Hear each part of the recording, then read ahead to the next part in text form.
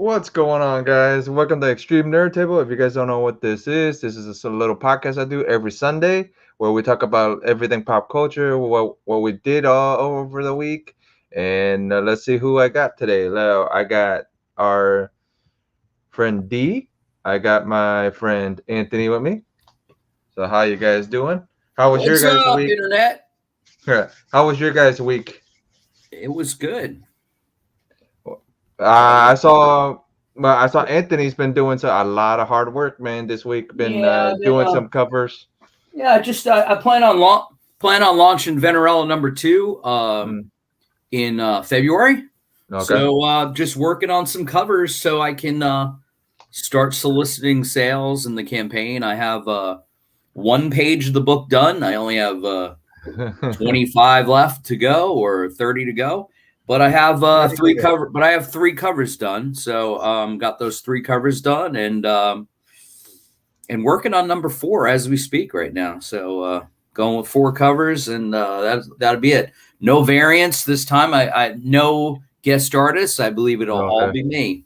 So coming the carpet will match all the drapes. I can make one. I mean, you see my art. Please do. She'll be extremely thin. Extremely thin. But at least you got I'm a friend, so I got your back no matter whenever you launch. Yeah, well, I just it's one reader at a time. So thank you for the support on this YouTube stream. And thank you for all the folks that have shared reviews and satisfied customers, etc. So that's it. What you been up to, Deep, besides trying to play disc golf in snow? I haven't done anything this week. It snowed. Is it bad? Like, is it bad? You can't even play disc golf though? Well, it's supposed to be this massive blizzard, and then it snowed like 6 inches, but the first like inch and a half was ice. The bottom inch was ice, and then there's like about an inch up in there that wasn't ice. And today was the first day it was over 35 degrees, so it's all still out there. Oh, okay. But so you didn't even get the chance to even throw a frisbee or a disc or anything. I mean, I've got holes in the walls that prove different. Okay. I don't have holes in the walls that prove different. It sounded good at the time.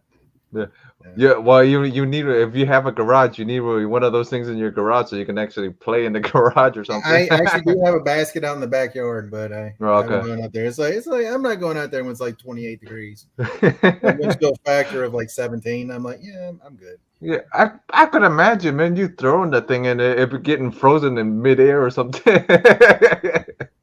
Well, if the ground is, I mean, like the way the ice is out there, it'll hit and it'll just go. Oh, so okay. I can add a good 400 feet on my throws now, so that's positive. Okay, that's good. So did you pick anything up, Anthony? Like any books? Yeah, I did. You want to see them? Yeah, sure. All right. Monumental, because I picked up my first Marvel book. Oh boy! In a long time. What have you read it yet? Yes. And what have you done? What did you think? It's not great. Okay. But it's not bad either. So it's mediocre. However, I did like the approach. And the cool thing is, non-spoiler, I am actually, this is what's weird is, guys, I'm a big proponent of indie books, and I don't I don't really deal with Marvel and DC and talk about it unless it's back issues and Bronze Age stuff and early 90s. However, I'm actually going to entertain the masses sometime this week, and I'm actually going to do a read through kind of review of the book. Because the book has some very good qualities, writing wise, art wise. Now, this is a Jen Bartel cover, and there were Adam Hughes covers and stuff. Let's just say the insides don't match, the curtains don't match the drapes either. However, the artwork isn't bad. Okay. It's the person who I'm so underwhelmed, I think it's Roger Antonio, who is the artist. I'm not overwhelmed by he or she or they's work. However, the person drawing it does have a show kind of, like this Jen Bartel cover is not much different from the inside. Oh, okay. However, there is a spoiler at the end of the book, and anyone that's read my own books knows that every issue should end with a cliffhanger. There is a nice cliffhanger in here showing a character from Marvel that we haven't seen in a while, and he was a staple of Bronze Age Marvel Comics. And I was excited that he was brought in the very last page of the book, who proposed, supposedly dead or whatever in some other reality, or dead or what. But anyway, my point is, it's a really cool character. And if you're familiar with Marvel 2-in-1, especially during the Bronze Age, you'll really dig this character. And also John Byrne drew him a lot. So the fact that they introduced a John Byrne drawn character a lot on the last page, it's all good. I'm going to give you one spoiler. The only thing is, and by the way, She-Hulk is this sexy throughout the book. She is back to looking like she's supposed to. However, I'm going to spoil it and say one thing. There's a thing where she rips her dress off and she's wearing a dress to fight Titania. And it's a skirt that you would wear in the courtroom, right? Very tight. When she pulls it off, instead of having panties underneath, she has these huge, like, boy shorts. Now, I'm sorry. I know they were trying to be like Me Too, whatever. But honestly, if you're an attorney and you're wearing a skirt that's really tight in the courtroom, any woman, and I'm not saying this is a chauvinist, but any woman will tell you they're going to wear very small panties or a thong. They're not going to wear a baggy boy shorts under a skirt. That was weird to me because she was bare the rest of the comic book, legs and boobs and everything, but they couldn't give her a real pair of women's underwear that you would wear under a business. I would skirt. assume they don't build a pair of thongs that would fit She-Hulk. I would think. No, but it was her Jennifer Walters thong. Anyway, the thong would just get smaller, I'm thinking. Also, just to annoy Daryl, if you can enlarge me again. Yeah. Picked up McFarlane's Scorched. What'd you think of that? I liked it a lot, but I'm not buying all the Spawn universe. I've dropped a few titles, but I'm still buying Gunslinger, and I picked up Scorched because it's a team. Also, very pleased to get my Alterna Comics this week delivered to me. Look at that Rob Willis beautiful monster book. A great book called T-Bird and Throttle. Have you read any of those yet? What? Have you read any of those? I've read half of the pile that I got. So I got something like 10 or 11 books for $15. This is a 72-page giant-sized issue. Also got this Downcast. I'm not familiar with this title, but I plan to read it. Cool book called Red Koi. That's cool. What you thought of that? And what you think of that one? I did not read that yet. Okay. But what I did read that I fucking loved, Alterna Comics, a brand new title called Wolf and Batsy.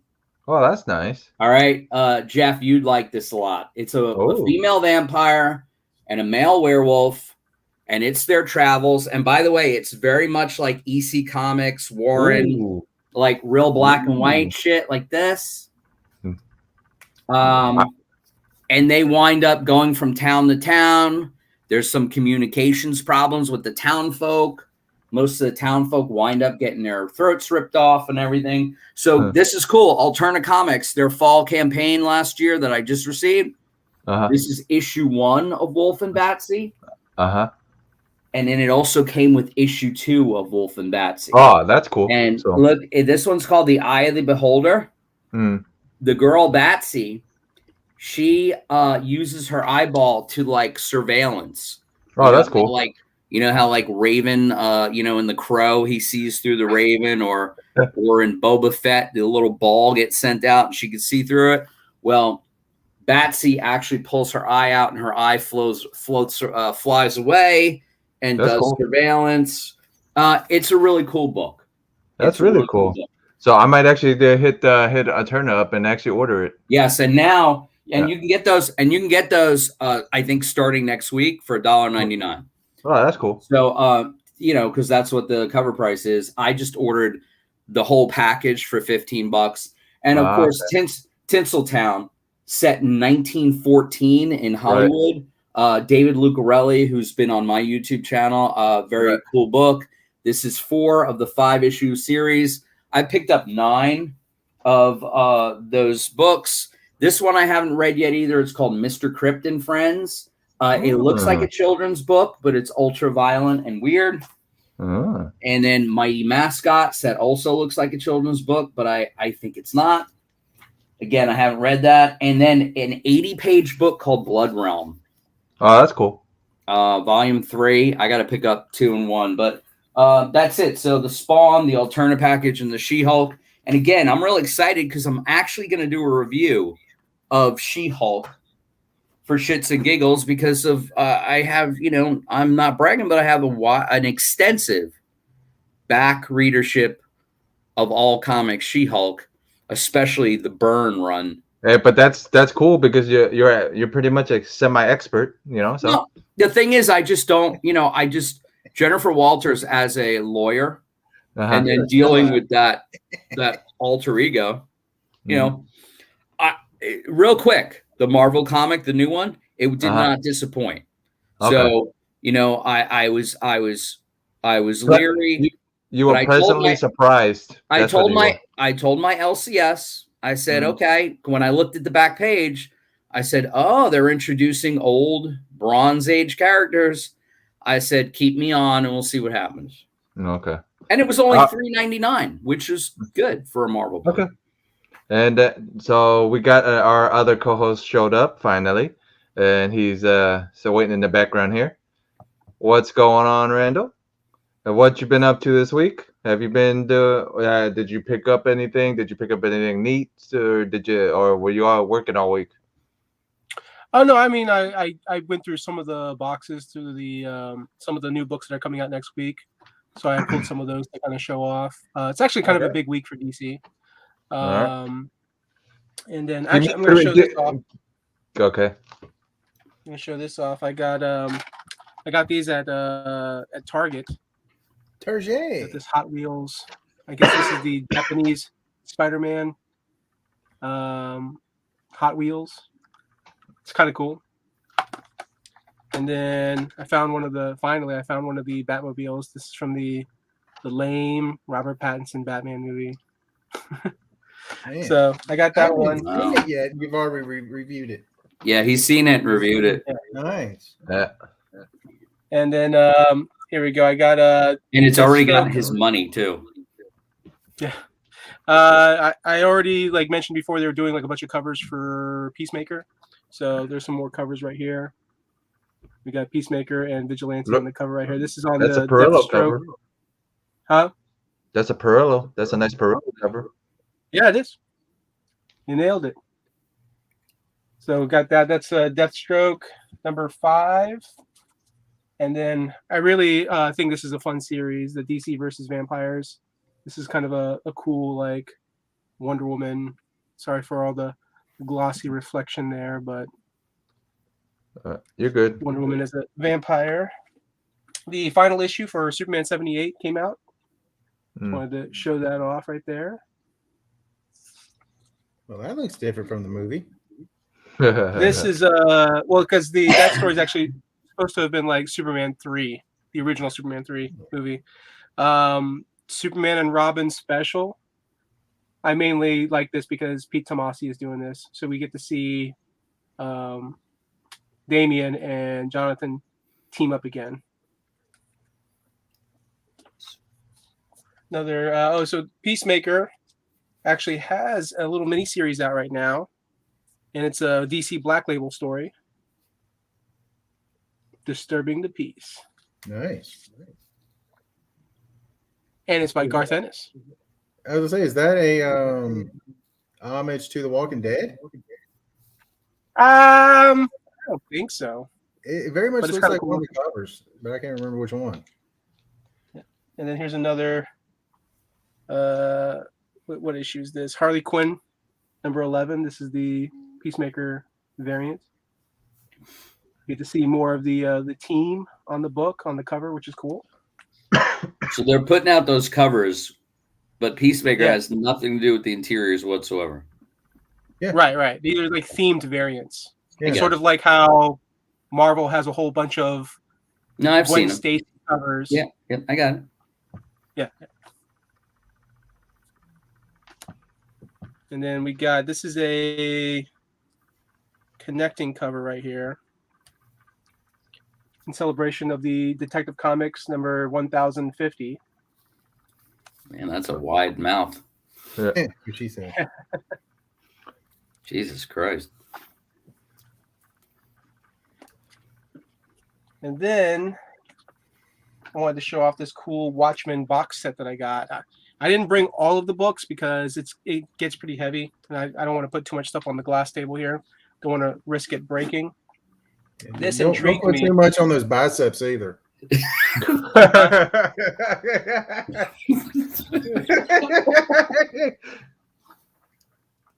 So we got it's like Squid Game glass, huh? Mm. I do like that box. Well, I haven't seen Squid Game, so I That's don't what know. she said. Yeah, Squid well, Game's that's great. That's what Harlequin said. She likes that box. So the cool thing about this is this basically reprints each issue of Watchmen, and they put it in a hardcover format. Nice. So this is issue 1. Nice little hardcover here.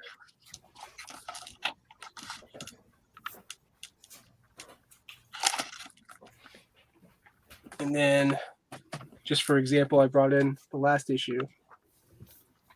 So the cool thing is that there's like an image on each spine, or the majority of the other issues. And so the cool thing is we're gonna milk Alan Moore forever. Yeah. Oh, absolutely. I mean, honestly, I don't even think he was ever expecting Watchmen to be as big of a hit.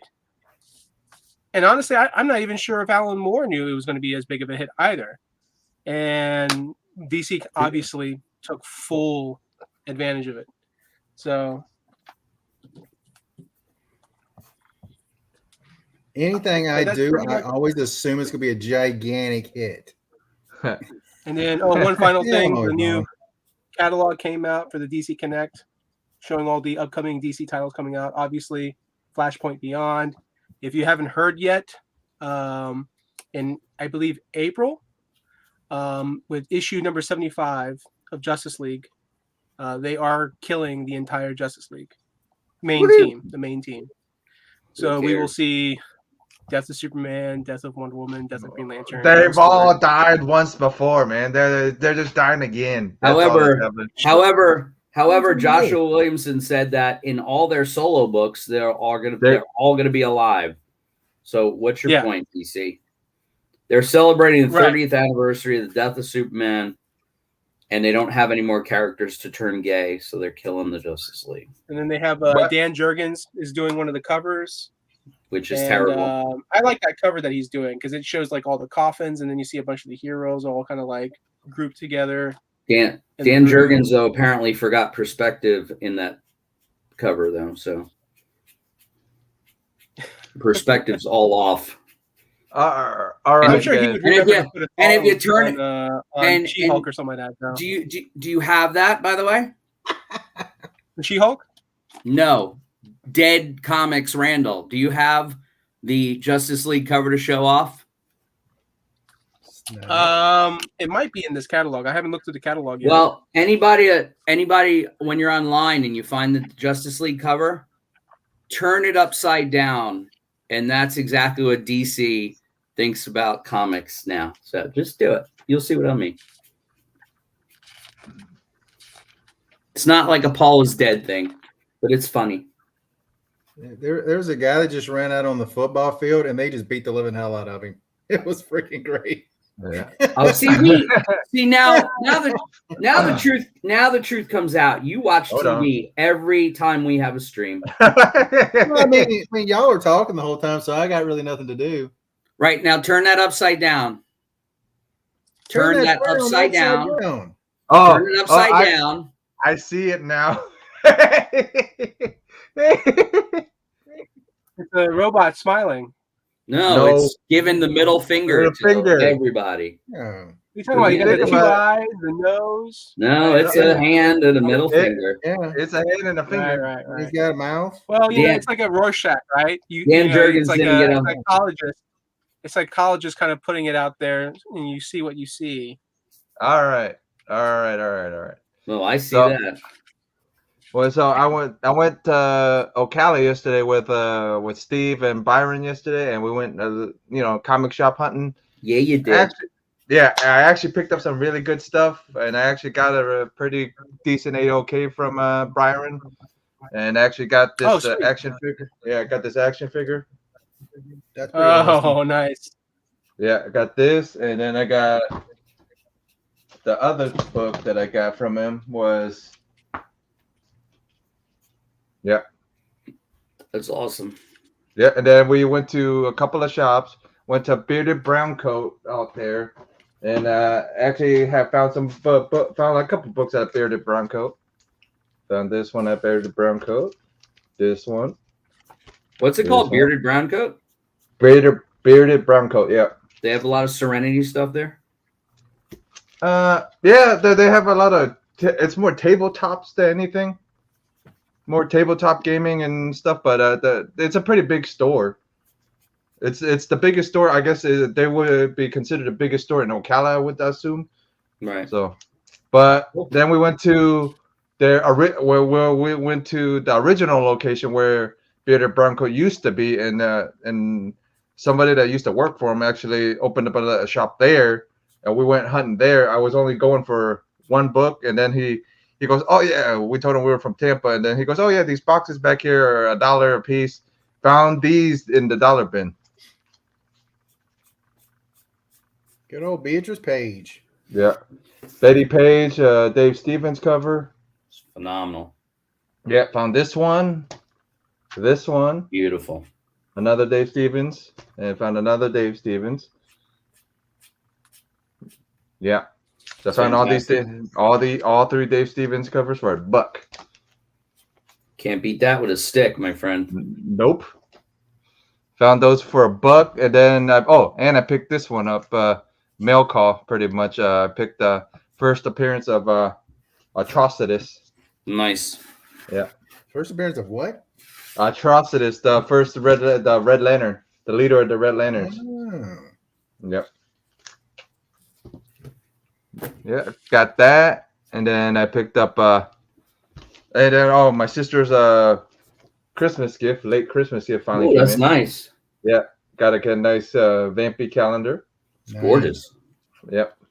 It helps in the chat, Bronze Age Brian. Yeah. Yeah. So beautiful. Yeah, and then that's pretty much what I got this week. And if you guys didn't hear, what happened this week was the Moon Knight trailer got released. What did everybody think of the Moonlight trailer? Besides me looking better than Moon Knight. Thought it looked awesome. It's one of the few things I've been excited about to see on Disney for quite some time. Good. I'm really looking forward to that. And then when She-Hulk comes out, I'm looking forward to that. And that's about it. But I thought it looked phenomenal. So that's good. So, are you looking forward to it, guys? Randall, Anthony. Okay. Yeah, I'm looking forward to it. Yeah, absolutely. The thing that threw me off was that accent, that voice, that. But don't forget, he has split personality, so you never know. You know what I mean? I know. I mean, I imagine it's probably going to change, but it just still threw me off like that. I just wasn't expecting that. It wasn't a whole lot of Moon Knight in the trailer, just more of a Mark Spector. So yeah. I mean, like, I get, I know it's like one of those teaser trailers, so it's like, they'll probably release one more trailer before it comes out. I think it's supposed to come out like middle of March, I think. So should be here pretty soon. But yeah, I mean, as long as Disney Plus is putting out a Star Wars show or a Marvel show, I'm more than happy to keep Disney Plus and keep watching all the cool stuff that they're putting out.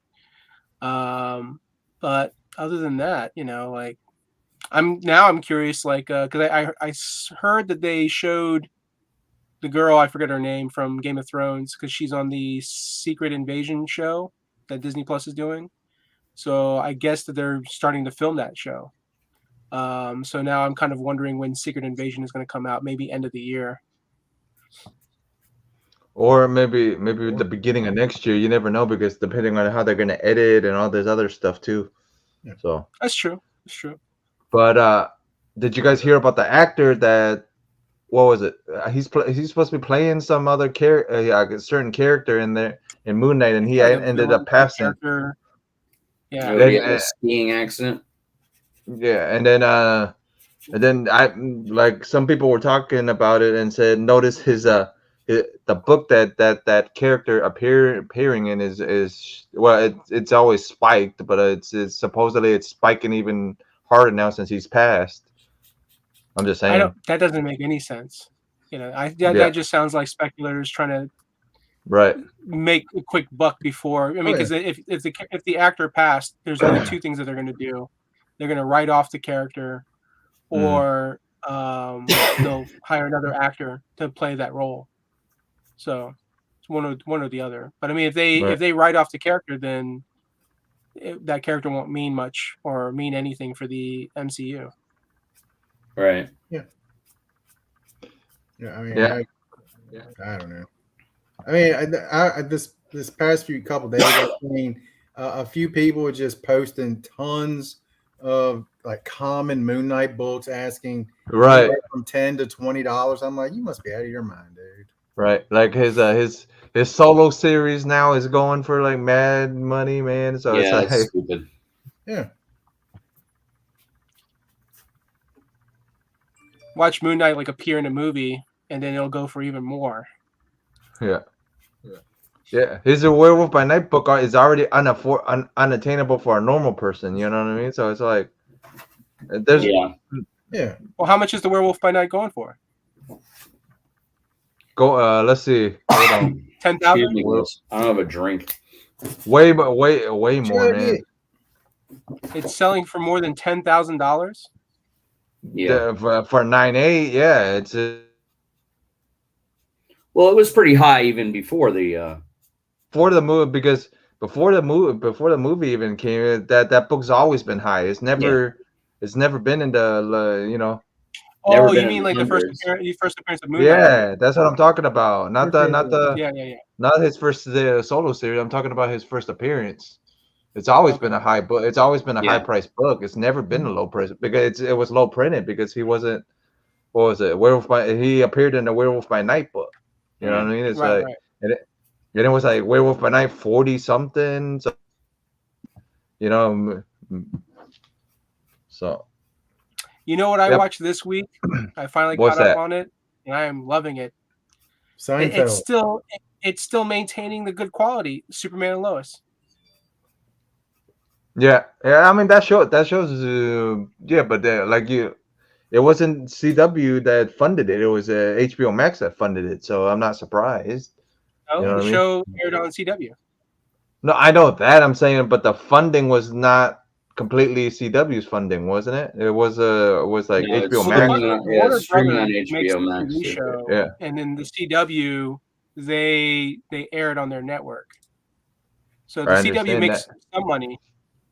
Right. But it's not it's not run by their crew that film stuff. Well, that's like a Big Bang Theory, right? CBS, the TV station, doesn't make the show. Warner Brothers makes the show for Big Bang Theory, and what they do is they sold the show, the rights, to air on the CBS network. So there's no more but there's no more networks now. It's more streaming services. How much money are you Sure, gonna have sure. this week or this year or this month?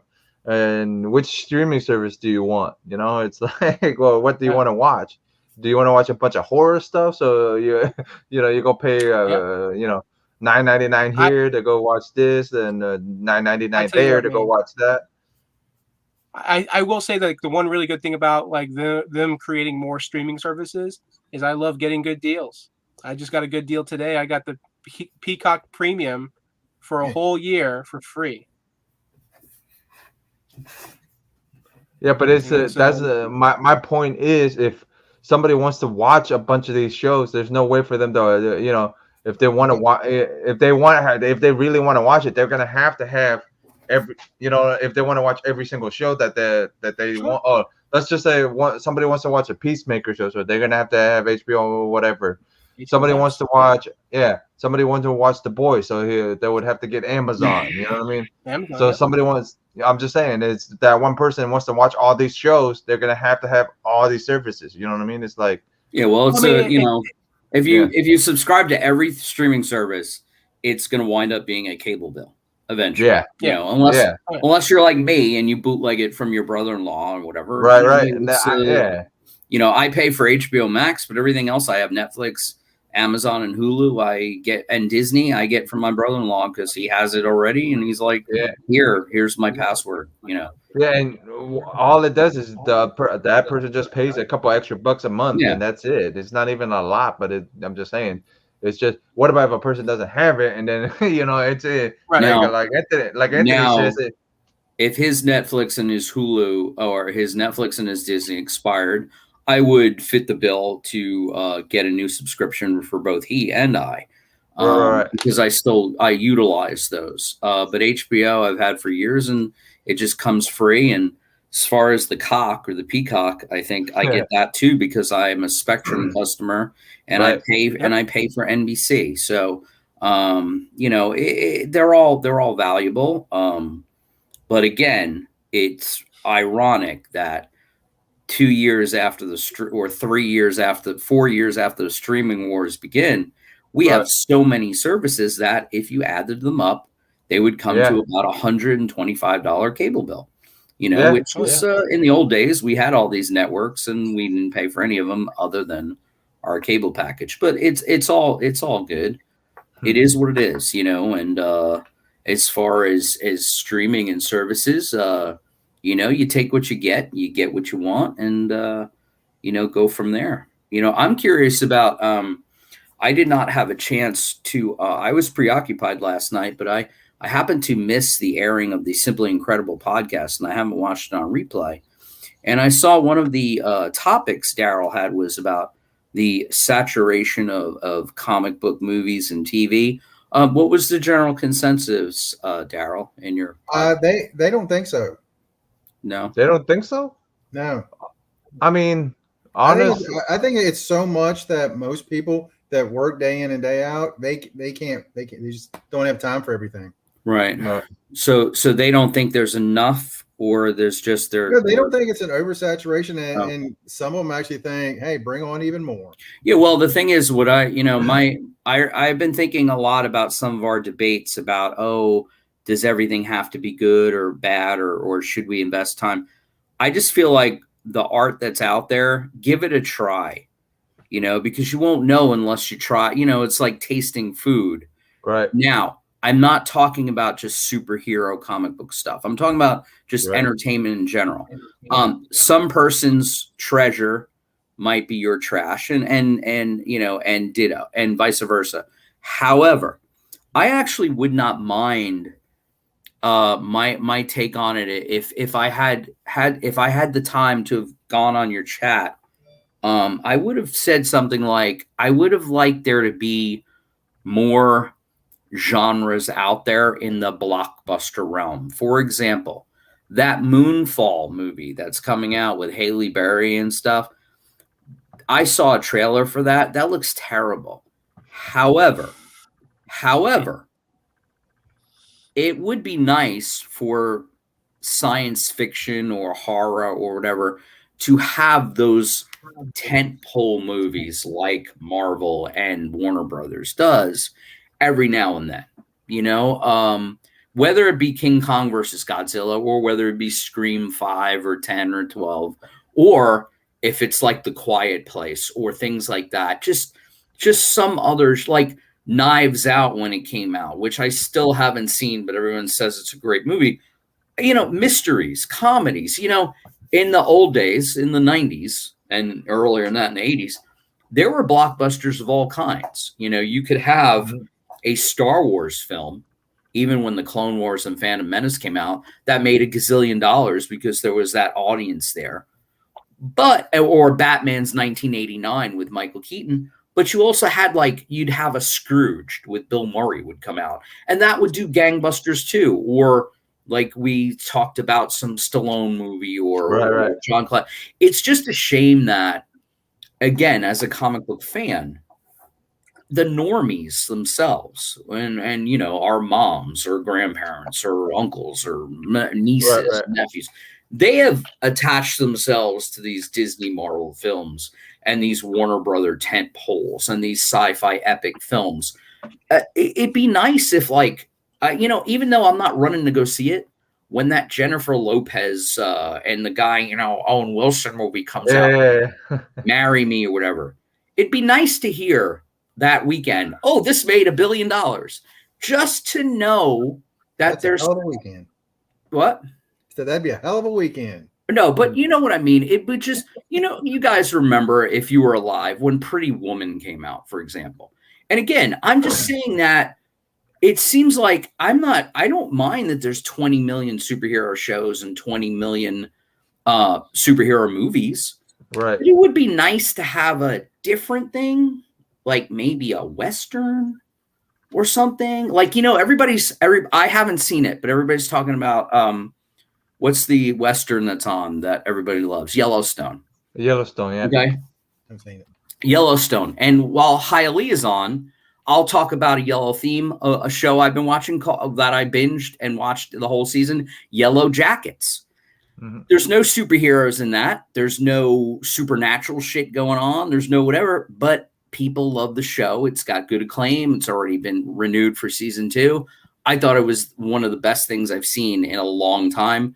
I have not watched Yellowstone, but I have friends of mine who say it's fucking addictive and it's fantastic, whatever. And that's like, what, a cattle ranching Western type movie? My point is, it would be nice. It would be nice for certain things to break through and have that Infinity War Endgame success. You know, like, again, an example, when Pretty Woman came out in 1990, 91, whatever. It's a romantic comedy about a hooker who falls in love with a rich guy. Millions of people saw it, you know, and that's all I'm saying. You know, Lost Boys, Pretty Woman. I agree. Whatever. Right. I agree, but there's 2 factors involved as to why that's not happening. Okay. What is it? Tell us. The 2 factors are the X factor, technology and economy. Because our economy is shit, people don't have money. They value what money they do have, and they look at a movie and they look at the movie theater prices, and they're like, "Is this worth $10, $15 of my hard-earned money? Is it worth it?" You know, back in the day when you're making a lot of money, you're doing well, the economy's good, you have the money, so you don't even think twice about it. You're like, I have the money. This looks cool. It's something to do. But also, technology plays a factor also, because now you have convenience.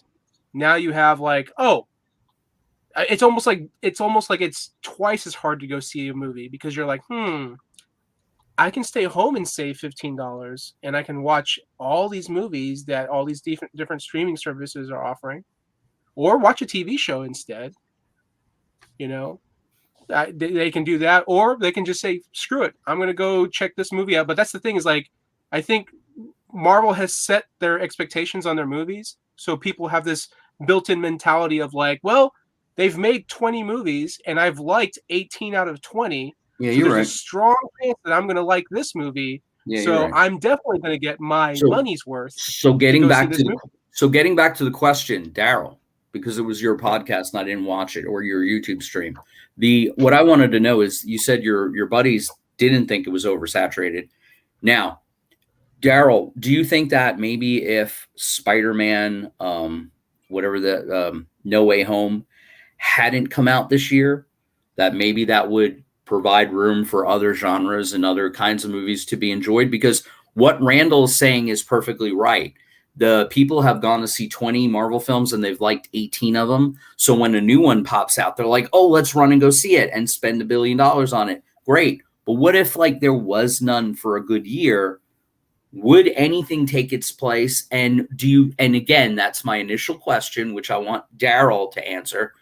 Do you personally, whether right or wrong, or whether we agree on it, do you think there's too much superhero comic book genre out there? I personally think there's too much superhero genre out there. Now, as for would it open up spaces for other things, I have no idea. I mean, my thought actually goes back to around 2000, 2001, when I was training mixed martial arts, and the UFC really started to blow up. They used to have UFCs like once every 3 to 4 months. And like me and some of my friends, like a week later, we would get together after training and pop a VHS cassette in and watch it. And then we had to wait 3 months for the next one. Right. And then after a while, it's like, all right, now it's every other month. Now it's every month. And at this point now, it's basically weekly. There are UFC events. I feel like the same thing has happened to the not Marvel, DC, the entire comic book universe, not just one aspect of it, but the entire thing. It's just like there is, to me, it's too much. It doesn't feel special like it used to feel. And that to me was really my point of it. It's like, if I miss this in a month, there'll be something else there. If I miss this in a few weeks, there'll be something else out there. It doesn't feel any urgency whatsoever for me to see any of this stuff right now. And I think that it was my point of the whole thing. It's just like if I miss it, you know what? I can watch the next thing and it will touch on what happened before. So it's not that big a deal. Right. That was just kind of my thought about that. And they were like, the more stories, the better. If it's most of them agree that the way Marvel is doing it is really, really well done. I don't disagree with that. I just don't like any of the series that's been out. But their thought is the 6, usually around the 6 episodes are usually really, really good. And then, you have a little break. You have the Star Wars in there. Then you have the next Marvel thing. Right. And they feel like that works really well. I don't disagree with that. But then when you start throwing the movies in on top of that, then you throw independent TV series out there, from Image and from Aftershock has stuff out there and other stuff. And that's out there. Then you got the whole DC side of it. That to me is where it just becomes too much. That's my thing. I just feel like it's too much. And I feel like as we keep going, just going to be more and more and more piled up in there. Again, I'm probably wrong on that, but that's okay. Well, I just wanted your opinion because I kind of felt like you were going that way. Mm-hmm. But also my thing is that I'm not disheartened by the amount, the quantity of stuff coming through, but the quality has to match the quantity at least 50% of the time. I, unlike yourself, have enjoyed almost all the Marvel series, give or take. Even the one that I hated the most, Captain Soldier and the Winter Falcon.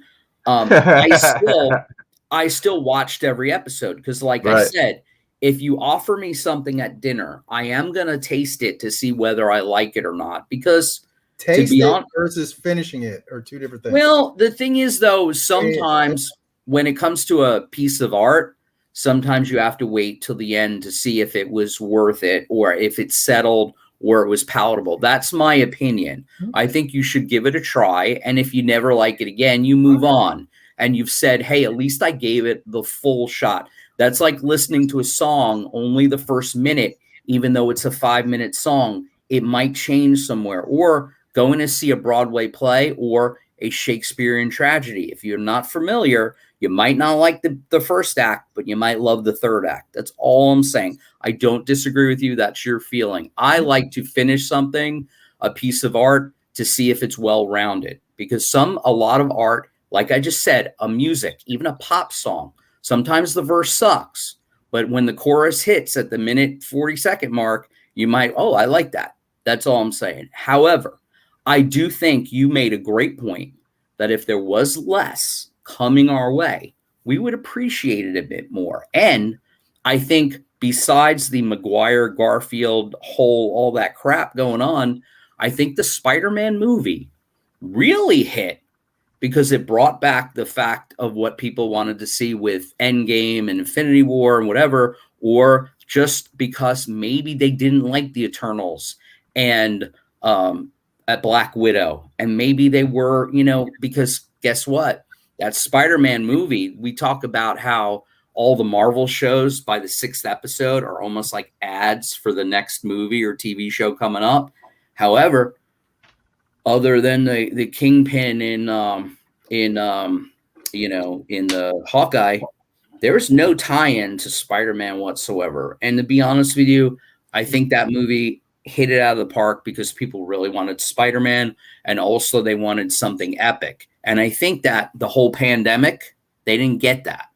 They got, late releases, characters that were already dead in Black Widow, Shang-Chi, that although was successful, nobody knows who he is. And you got the Eternals, no one knows who he is. So it's like, you got a God movie, a martial arts movie, but Spider-Man is that recognizable IP, and everybody ran to see it. And I think that time, that pandemic break, helped it, get into the stratosphere.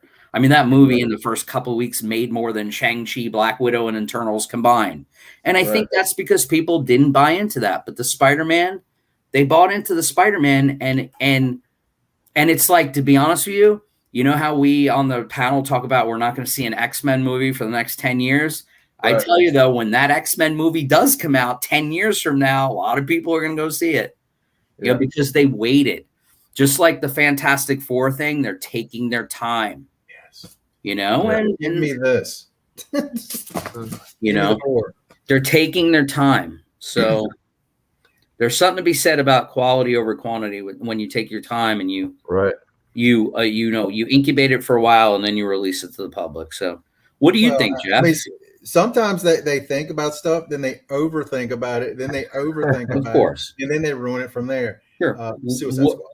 What do you think about this topic, Jeff?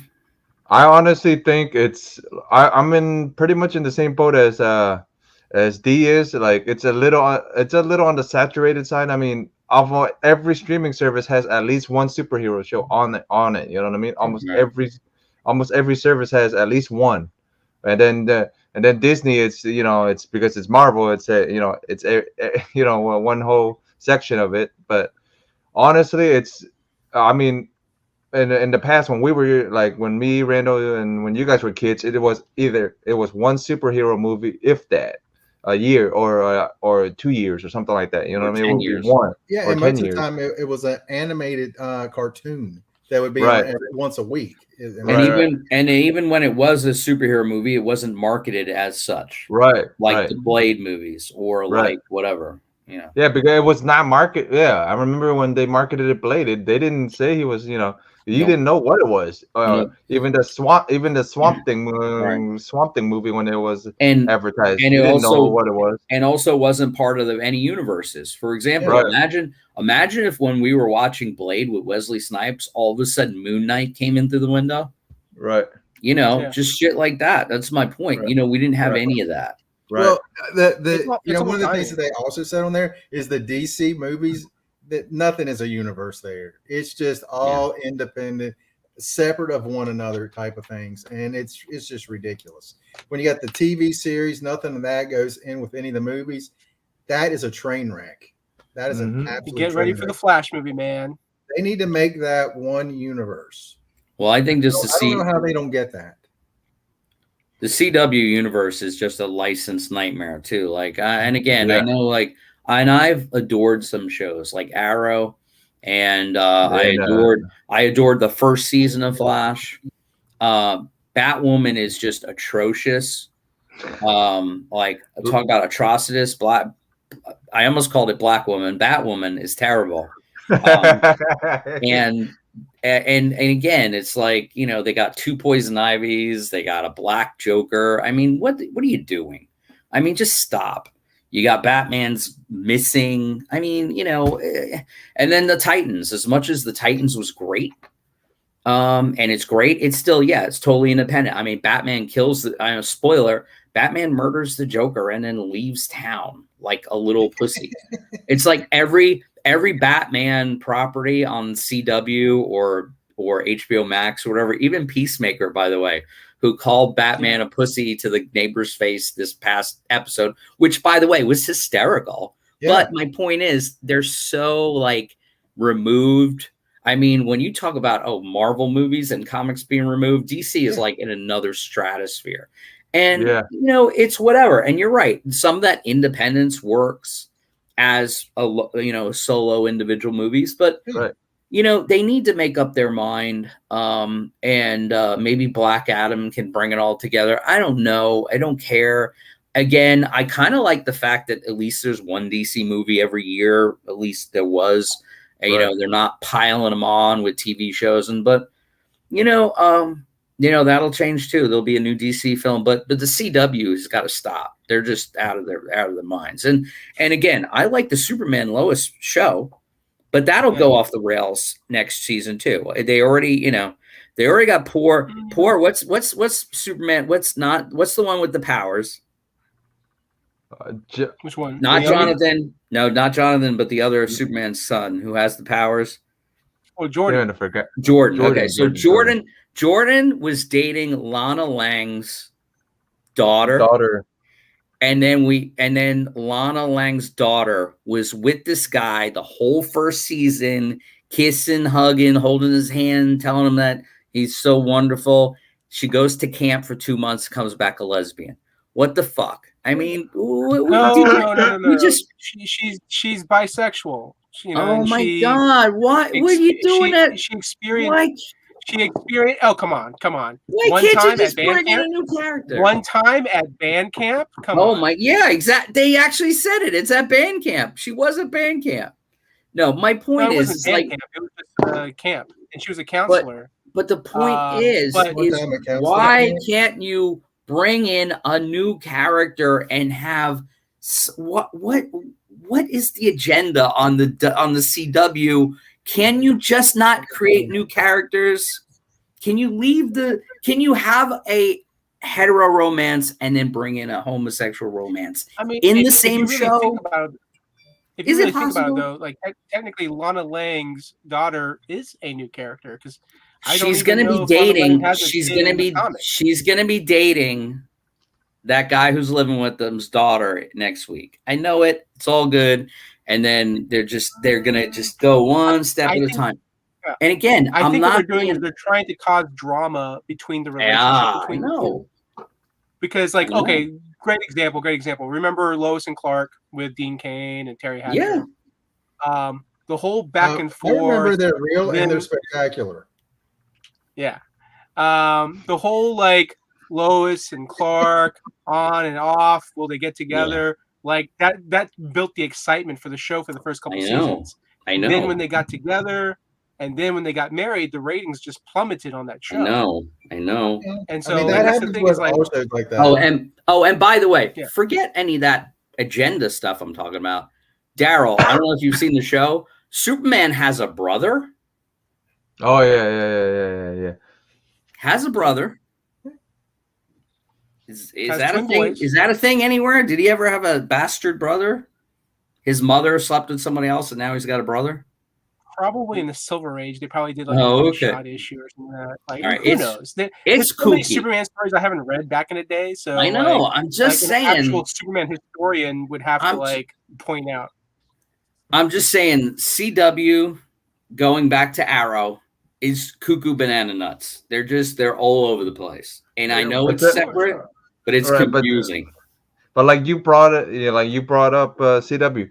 that previously didn't have all these comic book shows. Now, early '90s and early '90s time, it was not all comic book shows on there. It was only not even. Well, the What CW was it? didn't exist in the 90s. Well, yeah, It but it was was the WB. UPN. Yeah, it was the WB at the time, but it didn't have The all WB these. and UPN merged and became the CW. Anybody ever watch the Birds of Prey on the CW? Yeah, I did. I watched it on the DC Universe. no. Oh yeah. Yeah. And I again, saw Barbara Birds of Prey when Gordon. it was on WB. Barbara Gordon actually was shot by the Joker, just like the Alan Moore. And Mark Hamill Harley voiced Quinn her. actually made her first on-screen appearance in, live in that show. I was gonna say, I love the fact that she actually played an actual psychiatrist on that show. Yeah. I thought that was actually cool, even though I was like, that's not Harley Quinn, but okay. But it was good though. You bought it. And Dina Meyer as Batwoman was pretty good, Honestly, I thought the cast up was actually very well done myself. Yeah, and I thought it was really well cast. And ironically, I think what is it?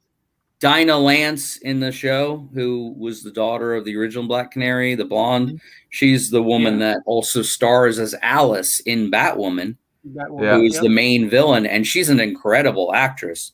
In fact, she should play Harley Quinn on a CW version, because Alice is, I know it's its own character, but she's a cuckoo on the show, and she's really good. So but pretty much, like you said, pretty much the Alice is pretty much their version of a Harley for them. You know what I mean? I honestly think that's what that Alice is supposed to be.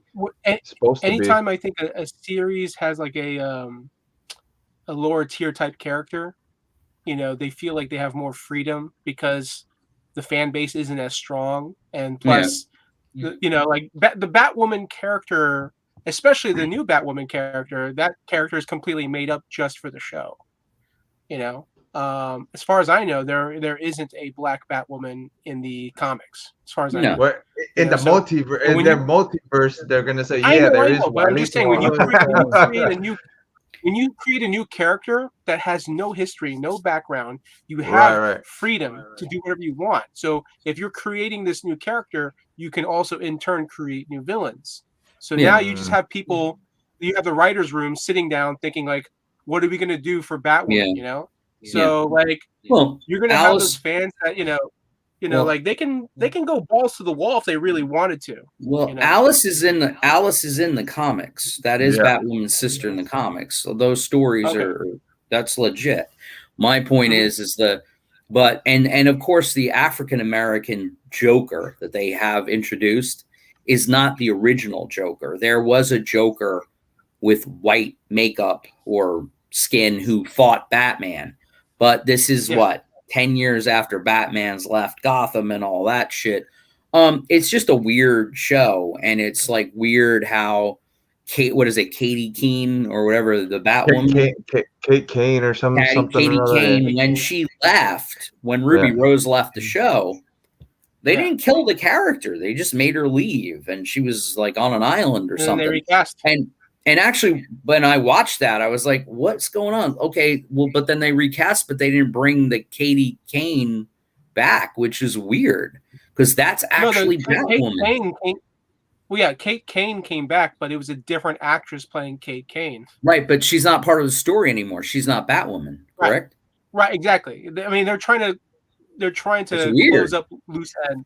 Right. I agree. But here's the thing was they were put on the spot. They were put on the spot last minute when Ruby Rose left the show. We probably know the story. I mean, but my point is to instead of they recast her anyway and then replaced her with a character, which I thought was strange. It's just that's weird. That's like in the 1960s there was a black Catwoman. Daryl, I don't have any objection to the color. I know what you're saying, but I was just saying, I was just like, you remember in the 1960s TV show? No.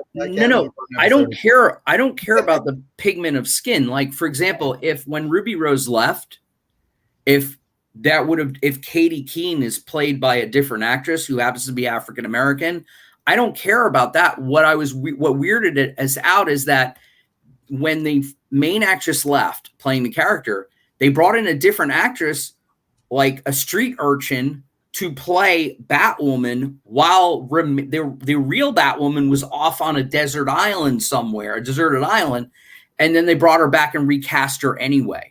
My point is that it was weird that they just inserted a new character. That's all I'm saying. That's like if now that I think it's a weird choice. Now that I think about it, I think the reason why behind that was probably because of contracts. If let's say the CW broke a contract, then Ruby Rose could probably get a lawyer, and the lawyer comes in and says, Let's show William Sorolis, who's always a voice of reason. Buffy was the prototype for the CW DC verse. And here's an example. Christy Swanson, of course, played Buffy in the movie. Love the and then Sarah Michelle Gellar, of course, in the TV show. Now, same characters, totally different plot, same writer, same creator, different tone, blah, blah, blah. We're not even going to talk about Joss Whedon in this episode. But the point is, I mean, it's still the same character. It doesn't matter what the person's face looks like. It's if Tom Cruise came back from a multiverse snap and all of a sudden he's Tony Stark, whatever. That's just like every Sean Connery to Roger Moore, or look at Batman. You got Michael Keaton all the way to Robert Pattinson, and go back to Adam West and go back to the 40s. It's the same character, just played by different actors and or actresses. We got it. It's good. My deal is, though, when you're in a story and all of a sudden you bring in new characters in to play the same character, and then you just say, fuck it, we'll just bring in a new character to take over that superhero position. And it does, like Miles Morales makes sense. The Batwoman thing didn't make any sense. And getting back to my original point, unlike the Buffy and Angel and Firefly and everything else Joss Whedon has connected, I don't think the CW makes any sense, and they just throw shit against the wall. And it shows. I think when Arrow went off the air, I think the CW went down the drain. It's my opinion. And there's way too many shows. No one needed a Naomi show. Nobody. Yeah, but almost all the way up to Saturday, you would, if you think about it, there's a show on each day, pretty much, and it's just it's a superhero show, and then it's something the whole channel is something based on comics, because Riverdale, what is it, Nancy Drew, and all this, you know what I mean, all this other stuff. It's everything pretty much comics now. It's that people know CW for. Well, Warner Brothers owns all that shit. Well, I understand that. I'm just saying it's pretty interesting from the 90s from now. It's, you know what I mean? It's completely different. Oh, I mean, even not even the 90s, even the 2000s, when you had Smallville. Smallville was like the only superhero TV show for like 10 years. Did anyone like Smallville past season 4? Huh? I said, did anyone like Smallville past season 4? I did. Oh yeah, you liked it all the way through. Definitely. Yeah. Okay, I liked the first 4 seasons. Then I thought it went way downhill. No, I liked it. I think when Tom Welling started directing a lot. I like when Hawkman and the Justice Society and Dr. Fate and all that shit was on. It was good stuff. Yeah. Also, Erica Durant's after. Yeah, she wasn't in the. It's really weird the whole Lois and Clark thing they were trying to do. They used to have Lana over here. Yeah. Chloe over there, who was now Oracle later. And I liked the first of all, that was a honeypot show for me, because when they brought Supergirl in, I liked it a lot. Nudge. And Erica Durant. Did you know she dated Lex later on? Yeah. In real life, the character. And Erica Durant's coming in as Lois. Was really cool too. I thought I think she's good looking, but for me, as part of the show, I'm like, it's just I don't know. Well, again, I did like the Justice Society. We saw the first on-screen even the Hawkman, Hourman, Dr. Midnight. We got to see Stargirl way early, years before the new show, and and it was a pretty good show, because Aquaman. Green. We saw the Arrow before Arrow, Booster Gold, Blue Beetle. Yeah, Booster Gold and Zatanna, Blue Beetle were on there. So Yeah. they the dug Wonder deep. Twins. But Yeah. the I only do not remember the Wonder Twins. yeah, I don't either. The only problem was So they didn't go by the Wonder Twins, but they were making like did they have a monkey? They were making references. Did they have a monkey? Like I think their names were Zan and Jan. I think. Did they have a I monkey? mean, did one turn into water and one turn into They didn't go that far. They didn't go that far, but you saw them do like, activating their powers or hitting the fist with each other, or something like that. Did they have a superhero purple monkey? ever? No, but I think they referenced the monkey though. Did they? Everybody's got something to hide except me and my monkey. It's been a long time since I saw the episode, but when I watched it and I put it together, I was like, "Holy shit!" If you go into any thrift store or a pawn shop in the United States, you can find plenty of Smallville box sets. If you can figure out what season that was on, I want to watch that because I have no recollection of that. I don't either. It was probably like 8th season, I think. I watched the whole show too, and I watched the whole did too. series. It's just for me after season 4, it just really went down. Yeah, like I think the show for me became more entertaining because we had like different types of villains. Like they had the season where you had Doomsday. Yeah. They had the season where you had Zod. They had the season where and then they had like villain of the week type of thing going on, season, which James Marsters played, and I thought he was great as Brainiac. Yeah, I thought he was actually really good. Oh, but Legion of Superheroes appeared in the Smallville episode. Yeah, the whole calling him the red blue blur. I was like, that is just so stupid. That I hated. I hated the red blue blur. I hated that. You know who I really liked on a show? I really liked Chloe because she ended up being in a. Yeah, I really liked Allison Mack. What's she doing lately? She's sitting in prison right now. Yeah, man. Now I feel like watching Smallville. But I restarted it a couple weeks ago. They put out the whole series on Blu-ray. I need to get it on Blu-ray now. I want to see that baby. Does anyone have a does anyone watch the podcast Michael Rosenbaum? Yeah. It's got a great show called Inside You with Michael Rosenbaum. It's really good. It's really good. Really good. I saw he recently interviewed Brandon Routh, and then I think Jensen Ackles. Yeah, Jensen Ackles was on last week, but what's weird is a little spoiler. Jensen Ackles was recorded before the Alec Baldwin incident. And Jensen Ackles was starring in Rust with Alec Baldwin. And when he was on the show, he was saying, I just got a Western I'm shooting with Alec Baldwin. It starts next week. And that was recorded. That was recorded a week before these. I don't know what they did, but it just aired 5 days ago. Yet it was talking about him getting that role. So that was kind of weird. I really like when he was talking to Brandon Roth, and he was like, "It's like, so I hear you and Tom Welling have had a little feud there." He was like, "I don't know what happened. I just got the role for Superman, and me and him kind of ran into each other one time, and we didn't really speak, and I thought he was mad at me." Yeah. And people forget also that Jensen Ackles was on Smallville for a season. Yeah. Oh yeah. Mm-hmm. And then he got Supernatural after that. Right after that. Right after it. Yep. Yeah. He got into Supernatural right after it, and then his brother that played in now he's playing Walker Texas Ranger. He was in. I think he was in Smallville, wasn't he? He was in Gilmore Girls. That's what it was. Yeah. Which was on the DWB or CW. Yeah. Walker Texas Ranger. No. It was Gilmore Girls. What? No, he's playing Walker now. There's a new Walker Texas Ranger. Jared Padalecki was on Gilmore Girls before going on Supernatural. Yeah. Why is there a Walker Texas Ranger? Because he's he's Walker now. He's Walker now. He's the Walker character. No, he's recast as Walker. He's recasted as Walker. But what would have been nice?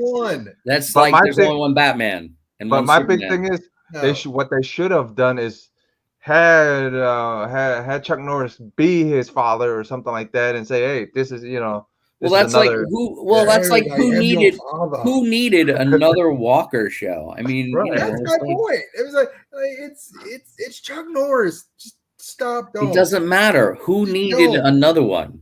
Was there a convention somewhere? Saying, Lee Majors isn't going to be Fall Guy. Sorry. Yeah, right. Was there a Walker Con somewhere where someone said we need a new Texas Walker? It was at Walker Stalker Con. No, the truth is that they screwed up, and the new Walker Texas Ranger show really should have been a comedy, right? It should have been even goofier. Looks like and funnier. It should have been goofier and funnier than what they're trying to make it more serious and more, intense than the Chuck Norris version. But they should have went the opposite direction, right? They should have got like it should have been Orville, Texas Ranger. I know. I mean, it's like when they had, it has 2 seasons. And it got renewed, by the way. I'm like, how did that happen? I don't. They really like Jared Padalecki. I mean, they did renew Why the Last Man, but they're renewing this. Come on, help me. Yeah. Out. Well, I mean, that's the FX, man. You can blame FX for that. Well, no, you can blame Disney for that right now because Disney owns them now, don't they?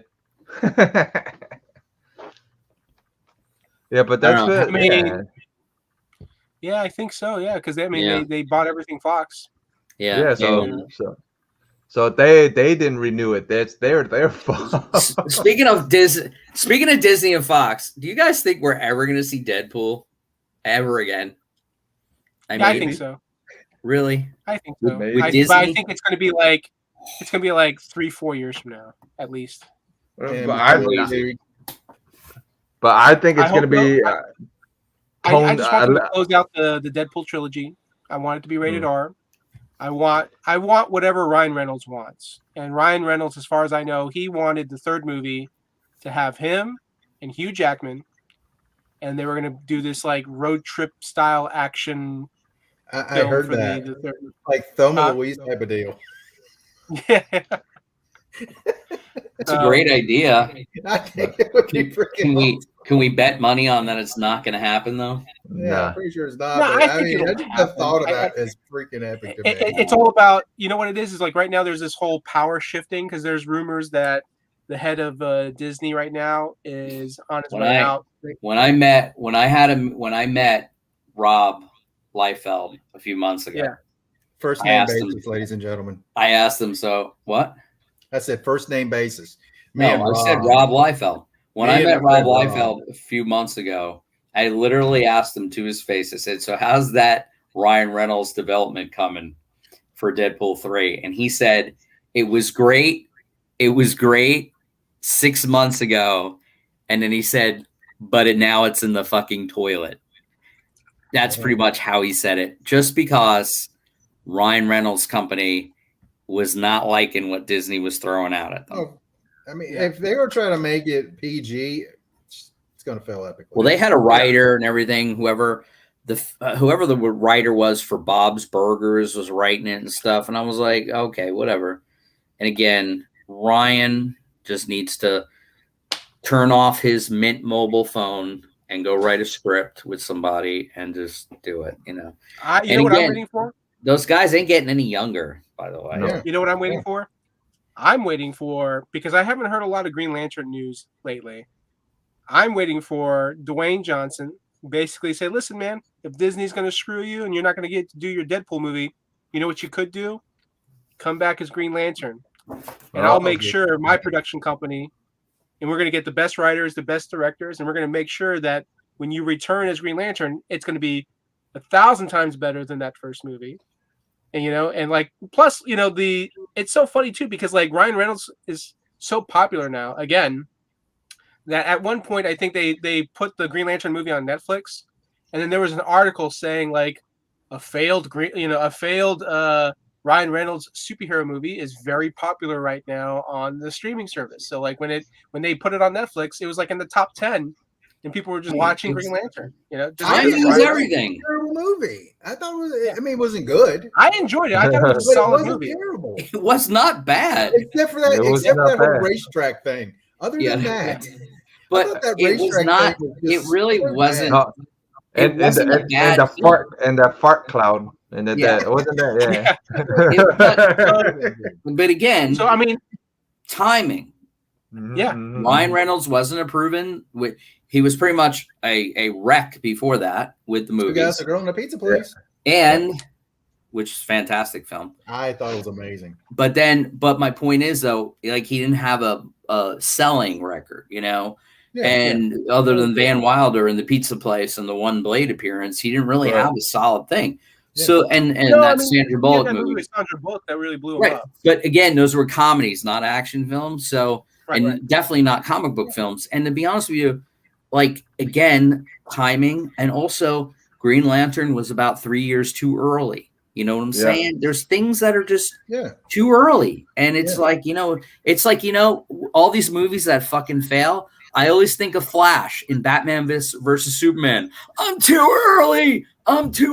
You know, it's like they released them too early and they blew their load and now it's shot. And honestly, they're not bringing Hal Jordan to screen as Green Lantern. They're bringing Jon Stewart. Yeah, Jon Stewart or either they said they were going to bring them both. Yeah, Guy Gardner. Be nice.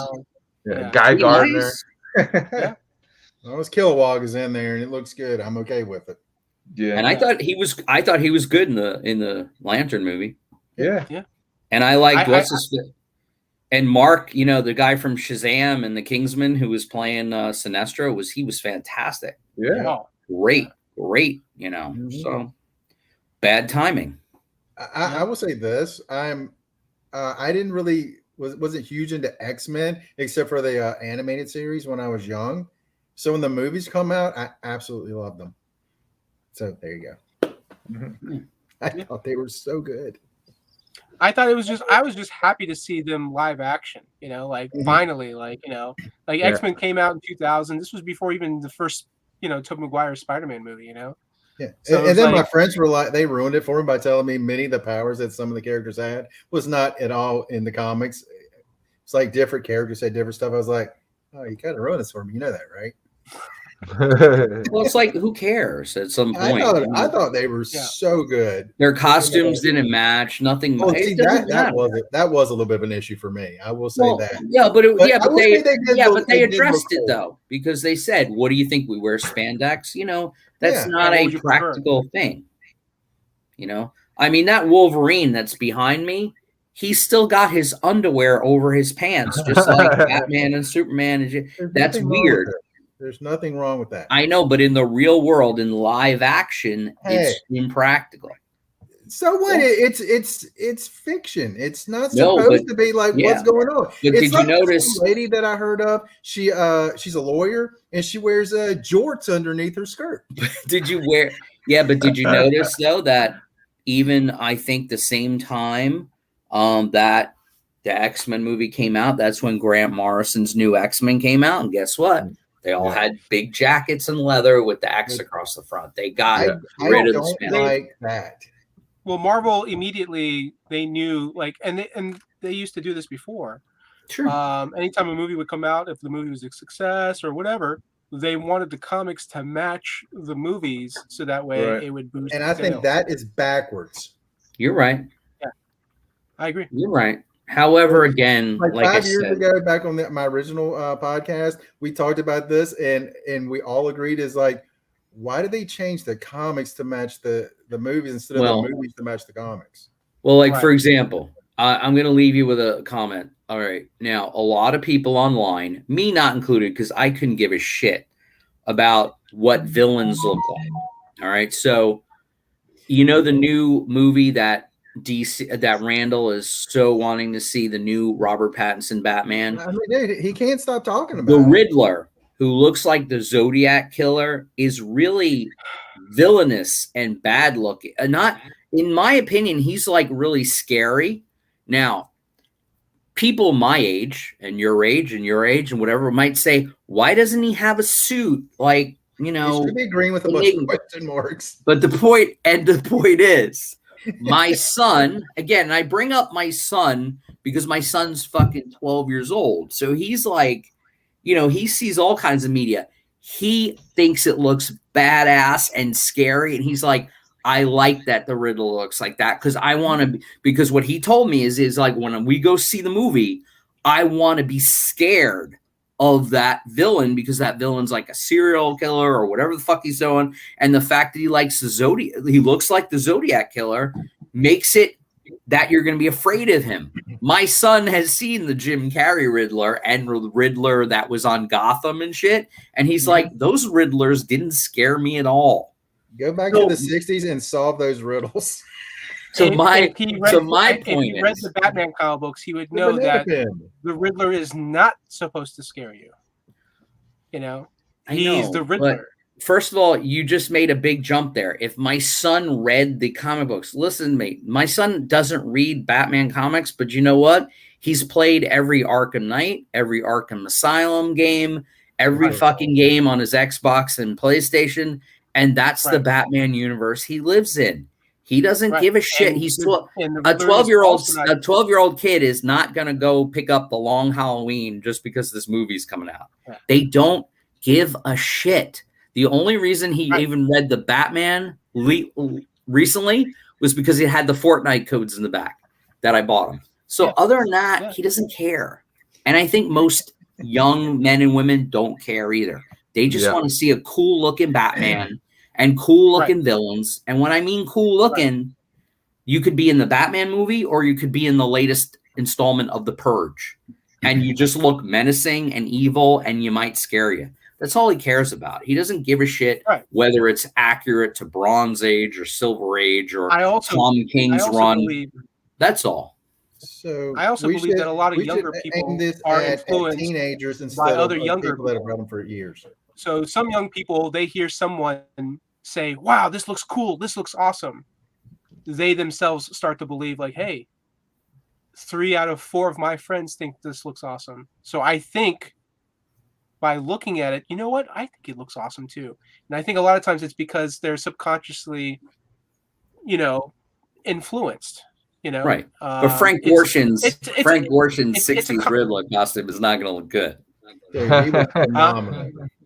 His marbles. Oh, yeah. That dude was great. But like you said, he's like, I want him to scare me.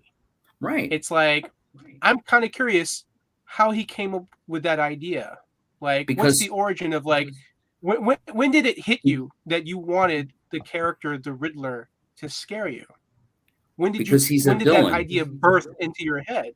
I think, if you played the Arkham Knight idea, but the Arkham games, though, you were just solving his riddles. He wasn't like terrifying. No, but some of the villains are a little terrifying. That's right. But he was just specifically saying the Riddler should scare me. No, I was just talking about the villain aspect. He wants the villain to be terrifying. The villain should not be the Riddler then. No, he's just generalizing villains. Right. He likes his villains to be ultra terrifying because then there's the risk or the threat that the heroes are facing. That's all he's talking about. He just thinks that. I mean, if you're looking for that, the villain should not be the Riddler in this movie. Then, well, I want this understood. I'm not saying specifically.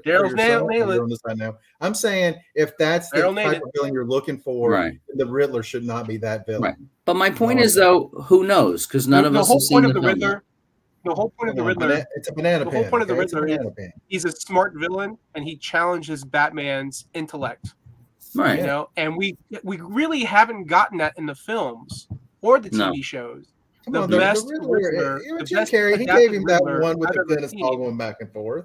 Is in the Superman animated series, which, by the way, John Glover voiced the Riddler, and John Glover is known on Smallville as playing Lionel Luthor. So like. When you have like an actor like that with that kind of voice and his delivery, that's why like the Riddler episodes are. Huh? You know the problem with DC is and Warner Brothers. Every single time we bring them up, we bring up other people that have played those same roles, right? Constantly. Yeah. Like we're talking about the Riddler, we bring up Jim Carrey, Frank Gorshin, blah blah. This comic version, whatever. It is what it is. I don't think Frank Gorshin 30 years later should still be playing the Riddler. No, but my point is,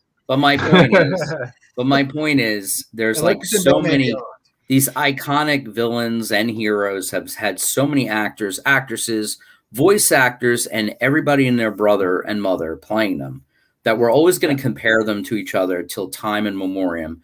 And my point is, Daryl, no, I don't feel that entertainment should be focused on younger generations all the time. But let's face it, they're trying to always make, no matter what entertainment you are in, you're always trying to gain new audiences. And sometimes you do ignore your existing audience, which is my whole argument weekly about DC and Marvel. Right. Comic books, not entertainment, because I don't see the medium as the same. But what I do see is that when you're in print, when you totally ignore your base audience that has been with you for 50 years to create a new thing that is not really catching on anyway, I think that's kind of weird. However, just like people in the 50s and the 60s and the 70s and the 80s and the 90s and today, whether you're 50 years old or whether you're 30 years old, you're always going to say when you watch entertainment on TV, they're not making that for me. And it's never going to change. When the Beatles came out in 1964 on the Ed Sullivan Show, there were people that were only 10 years older than the Beatles watching this saying, that's not Benny Goodman. This isn't for me. And it's never going to change. Just like Justin Bieber and Taylor Swift and these people came out musically, Ariana Grande is not making music for any of us on the thing, whether we listen to her or not. But she still has an audience. And the thing is, Sam and Cat. Right. And I love that. the thing is, Perv, there are millions of people that do live. Like, I'm not buying the new Doja Cat, whoever the fuck that is, but millions of people listen to her music. I like her music. And I know that DC Randall probably does TikTok dances to her music. But the point is that there is always going to be a gap in entertainment. I mean, like, her music is hypnotizing. If we go back to the 80s and then you look at our parents or grandparents, they'll be like, why does Superman have a mullet? Right. So like, it changes. And then they'll be like, that's right. Because it's the 90s. Your point is completely correct there. I was just throwing that in there. But your point is completely correct. That makes sense, though. Yeah. Makes total sense. Keeps on ticking. You know, but again, there are always new things that are coming, and we're going to be dead. We're going to be dead in the grave in 20, 30 years. And I got 50. And a new generation is going to be, and the kids that are my son's age who are 12, in 30 years from now, they're going to be complaining about same shit. Yeah, we do now. No, they won't, because most of them are not going to be reading comic books to complain about what's in the comic book. But you know what? My son will be like, you know, this 10th actor who plays Spider-Man, when it's Spider-Man 22, he's going to be like, I liked Andrew Garfield better. He's going to say that. It's be like, music nowadays sucks compared to how it was in the 2020s. Yeah, they might. I will tell you, when I realized I was old, I was listening to the radio. I'm like, I don't know any of these songs. I don't know any of these people. Right. And that to me was like, I'm old. Yeah. Well, well, you're probably it's probably better that you don't have a local comic shop down the street too, because that's just as disturbing sometimes. Yeah. I miss those though. There's still good stuff, but you gotta look for them deep. Mm-hmm. All right, guys, we're running an hour and 30, so I'm gonna call it. All right, what you up to, Anthony? Besides writing Venerella 2, I gotta go to bed. He's writing music. All right. I gotta go to bed. I'm writing music, drawing comics, and I gotta go get my tires changed in the morning. All righty. And then what you up to, Randall? I'm waiting for a new Constantine movie. That's what I'm waiting with Keanu Reeves. All right, what you up to, Randall, this week? Well, this week, especially like after tonight, I'll be working on more of the books. I've had some stuff kind of get in the way, and I had to take care of. So I'm dwindling down all the little errands, all the things that have to take a priority first. But I'm almost there. So I'll be pulling an all-nighter tonight. My customers, I found a new spot for them to go and shop and pick up their books. So I had that taken care of this past week. So little by little, it's getting there. All right. Well, What you got going on? Oh, hey, before you hit D, because I thought of D, I have a very special YouTube stream this week. I normally do Tuesdays, but this week I'm going to be on Wednesday at 8 p.m. Eastern Standard Time on my YouTube channel with special guest Jeannie Basone, who is the original Hollywood of Gorgeous Ladies of Wrestling. Ooh. Oh, sweet. What makes me sad about that is, one, I already had something scheduled for that night, and two, in the past like 2 months, I think 3 of the Glow ladies have passed away. I know at least 2, but I think 3, and that's just sad to me. Well, if you can do both shows, come on. Yes, I got 2 laptops, so I actually could stream. Why not? I know like 2 earpieces. I've been trying to get her on for 2 months now, so this is the first opportunity. You know what? I'm a very important person. Tell her to come on Tuesday or Thursday. We're good. What you got going on, D? Simply Incredible Podcast, Saturday at 8. Wednesday with Hialeah. I think it's at 8 or 9. I'm not sure which. If it's at 9, come on me at 8. Don't come on me. Come on my show. I meant. He'll put it on his disc golf and he'll throw it at you. Brutal. And another one of my YouTube friends, disc golfer Robbie C. I hope Jason is not watching, because Robbie C. is coming to Lynchburg, and we're going to be recording some videos out on the course. Been wanting to meet him and hang out with him for a while. So, and surprise my disc golf buddy Jason, because he's a huge fan of Robbie C. So that would be awesome for me and him to get it on the disc golf course and record a few videos together. So I'm looking forward to that. That's cool. That's really cool. That's about it for Old Man D. All right. And then all I got going on, guys, is Extreme Nerd Table right now. I'm still thinking about Cantonese Comic Wednesdays, if I'm going to start recording it again or if I'm going to do a live stream. I'm still thinking about it. So it's going to be rebooted like a second time. But that's... And the Nerdy Collective, but I won't be able to make it because I have to work that night. So, but make sure right though. Yeah. But but that's all we got going on, guys. And have a good night, and we'll see you next Sunday. And at no point will I be coming on Anthony.